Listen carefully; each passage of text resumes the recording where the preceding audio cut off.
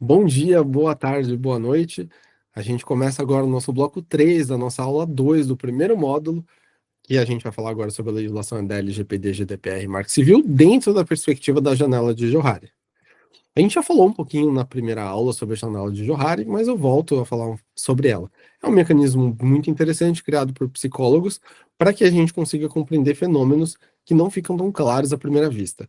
Ela tem quatro quadrantes, como vocês conseguem ver aqui: o quadrante do desconhecido, o segredo, o aberto e o ponto cego, e eles variam de acordo com o desconhecimento ou o conhecimento meu e o desconhecimento ou conhecimento dos outros. Dentro do tema da legislação, do Marco Civil, da LGPD e do GDPR, o que é de conhecimento aberto? Ou seja, o que é aquilo que tanto eu quanto o mercado, eu ou os outros, sabem? Primeiro, que essas leis existem, o mercado ele já tem uma consciência razoável de que essas leis existem e que elas são obrigatórias. Então, talvez se essa aula fosse dada há uns 5 anos atrás, ainda tivesse uma certa reticência do mercado, ainda tivesse não sei se isso realmente é importante, se isso realmente é obrigatório. Agora o mercado já criou uma consciência maior de que as leis são obrigatórias, essas leis são realmente leis que pegaram, né, que colaram, porque no Brasil ainda tem muito essa questão de se uma lei pega ou não, a nossa culturalidade, ela favorece muito esse sentido de leis que pegam e leis que não pegam. Então, as leis começaram a pegar essas leis específicas e por isso o mercado já criou uma certa consciência. Então, essa é a parte que estaria aberta. Outra parte aberta é aquilo que é de conhecimento geral. Já se sabe que a NPD ela tem uma atuação, a Autoridade Nacional de Proteção de Dados, ela tem uma atuação interessante. A gente já sabe que quando é necessário, ela toma medidas, às vezes não são as medidas que as pessoas que trabalham na área esperavam que ela tomasse, mas ainda assim ela se mostra pelo menos atuante em vez de completamente inoperante. E as pessoas que trabalham na área também já conhecem o vocabulário básico, então já sabe que é dado anonimizado, pseudonimização e coisas do gênero. Mas isso é a parte aberta. Em tese, essa é a parte fácil. Agora, o que é a parte que é aberta para você, pessoa que está fazendo essa pós-graduação, e que não é aberta para as pessoas? E volto de novo. A diferencial que você já teve essa aula, você já consegue compreender os vetores interpretativos, a soft skill e a postura antifrágil. Mas mais do que isso, você ainda tem as suas estratégias e experiências individuais que são sinérgicas com o tema. E olha só que legal, porque o que era o desconhecido da primeira aula já não é mais desconhecido agora, no sentido que agora você, toda vez que for encarar isso, vai interpretar de uma forma que possa ser um diferencial competitivo seu, misturar suas experiências sinérgicas com aquilo que você aprender. Então, essa é uma potencialidade que você tem. Então, não sei. Eu gosto muito de moda, é, eu posso entrar dentro da ideia de LGPD e conformidade dentro do Fashion Law. Fashion Law também é uma área que está em franca ascensão. Então, imagina fazer a conformidade de LGPD só para questões de Fashion Law. Isso seria muito bom. Ou, por exemplo, fazer parte do time que vai desenhar o produto dos termos e condições de lojas de moda. Isso seria muito legal mesmo. E esse tipo de estratégia, experiência individual sinérgica, vai precisar realmente assim de uma análise interior de cada um de vocês. Agora vamos passar para a parte do que o que só os outros conhecem, ou seja, os outros conhecem e eu desconheço. Isso daí é o meu ponto cego. Como que eu faço para não ficar para trás? E aí para fazer esse slide eu pensei bastante mesmo no sentido de tentar interpretar aquilo que é razoavelmente claro como consciência coletiva de mercado, mas não tão claro individualmente.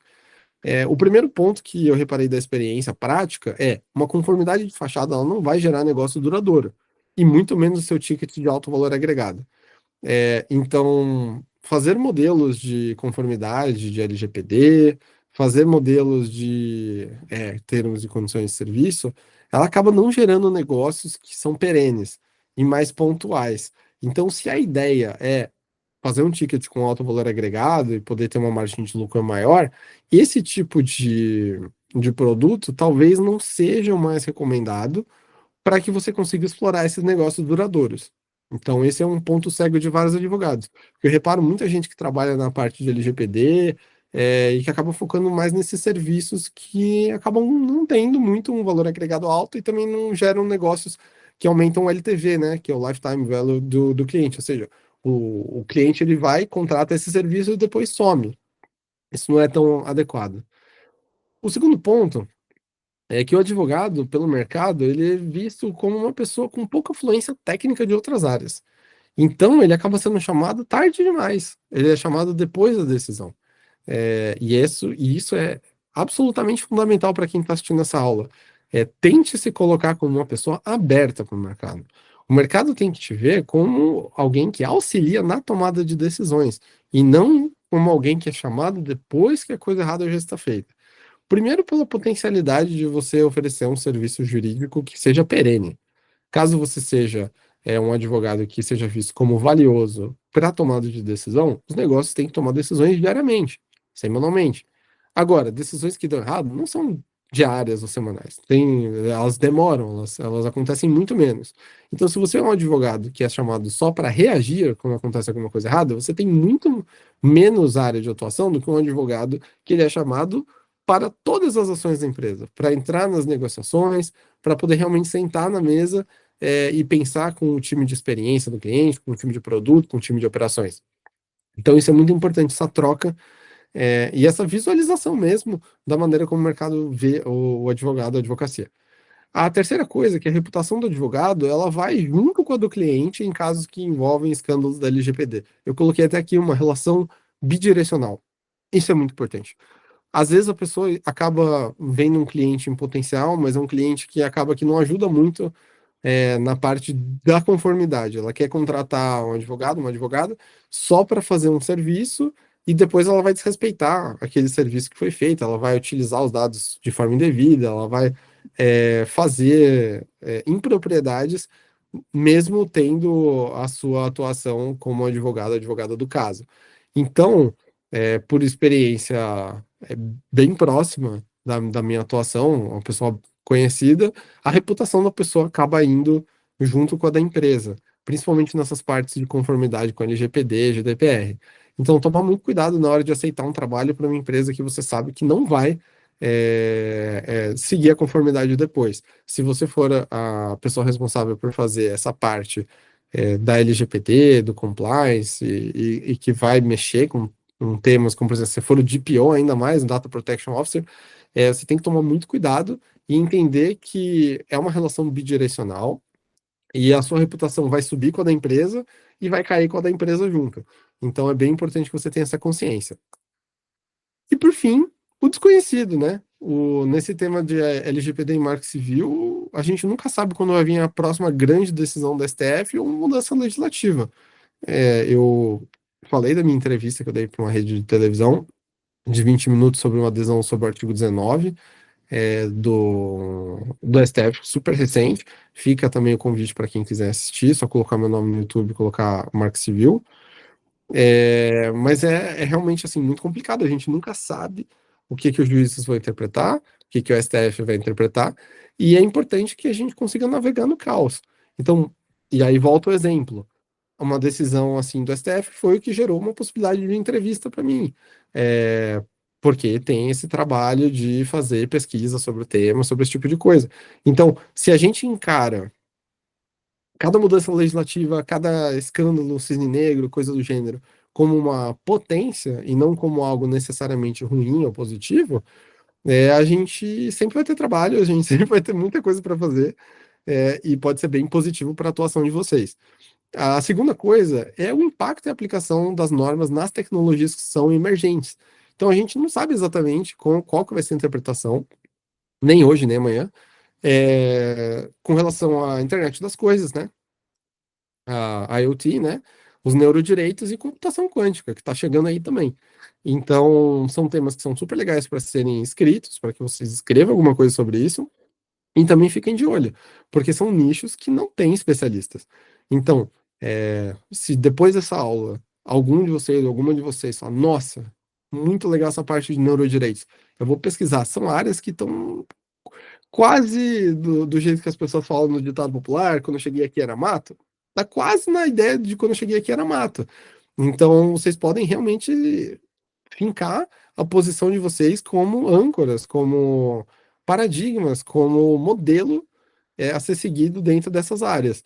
Então fica também essa possibilidade. Caso você queira também conhecer outras áreas do direito, que ainda tem bastante potencial de crescimento, manda um e-mail para mim, paulo.schwartzman@gmail.com, ou me encontra no LinkedIn e no Instagram, o Paulo Schwartzman. E a terceira coisa que eu coloquei aqui como desconhecido seriam os modelos de negócio disruptivos e que forçam interpretações limítrofes de tais regramentos, como o caso Taylor Swift. Eu não podia deixar de falar do caso Taylor Swift, muito interessante, porque o Eras Tour, não sei quantos de vocês gostam de Taylor Swift, eu gosto bastante de Taylor Swift, não fui no Eras Tour, mas especificamente no Eras Tour foi utilizada uma engenharia por parte dos cambistas, que é a de contratar a banda de VPN gratuita que dava acesso aos IPs das pessoas que utilizavam o VPN de forma gratuita, para, na hora de fazer a compra para os tickets do Eras Tour, parecer que estavam sendo feitas compras em casa, na casa das pessoas. Então, basicamente assim, o sistema de segurança da Ticketmaster, ele impedia que tivesse várias compras no mesmo local. E para isso ele utilizava geolocalização e esse tipo de ferramenta de segurança. O que que os cambistas fizeram? Eles contrataram com uma VPN que era gratuita, que eu não vou falar o nome, se você pesquisar você vai achar, uma VPN que era gratuita, e que vendia essa banda das pessoas que eram gratuitas, e os cambistas tendo feito esse contrato com essa VPN, conseguiram fazer a compra de uma quantidade absurda de tickets, como se estivessem nas casas das pessoas que estavam utilizando essa VPN de forma gratuita. Então, bom, primeiro, é um sinal de que a criatividade humana, ela realmente é muito grande, e que é bem importante que a gente, como advogado, advogada, é, veja o direito com curiosidade, que nem eu falei na primeira aula. Tenha curiosidade, se possível, curiosidade ao quadrado. Tenta a learnability. Quantos de vocês vão sair dessa aula e vão pesquisar sobre como fazer os contratos da VPN? Não sei, mas de fato seria muito interessante caso vocês descobrissem como é que se faz isso. Se quiserem saber mais também, só me mandar um e-mail, paulo.schwartzman@gmail.com, e eu vou ter o maior prazer de todos em falar um pouco mais sobre esse tema. Mas é só mais uma outra possibilidade. E a gente chega ao fim do nosso bloco da Janela de Johari. Espero que tenha sido interessante para vocês. No próximo bloco, a gente vai colocar a teoria em prática por meio da análise de um caso concreto, um caso fictício mais concreto, sobre a aplicação da legislação em comenta. Se ficou com alguma dúvida, LinkedIn, Instagram e e-mail está aí na tela. E até a próxima aula. Tchau, tchau.